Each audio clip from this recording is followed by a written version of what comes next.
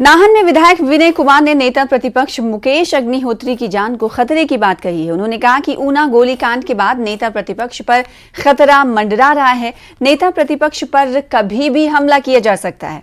विनय कुमार ने कहा कि कांग्रेस मांग करती है कि सरकार नेता प्रतिपक्ष मुकेश अग्निहोत्री की सुरक्षा बढ़ाए। बता दें कि ऊना में एक कांग्रेस समर्थित व्यक्ति की सरेआम गोली मारकर हत्या की गई।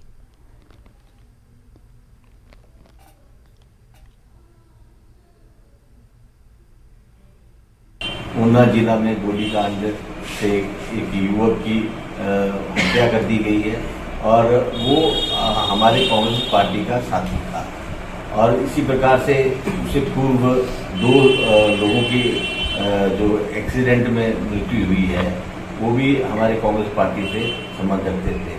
और इन सब चीज़ों को देखते हुए जैसे इलेक्शन का दौर है, हमें ऐसा लग रहा है कि इस दौर में संकट मंडरा रहा है हमारे नेता प्रतिपक्ष मुकेश अग्निहोत्री जी पर। जिस तरह से उन्होंने रोल मॉडल एक अपनी हरोली चुनाव क्षेत्र को बनाया था, अपनी विधानसभा को बनाया था, उसको देखते हुए भाजपा आज बौखलाहट में है।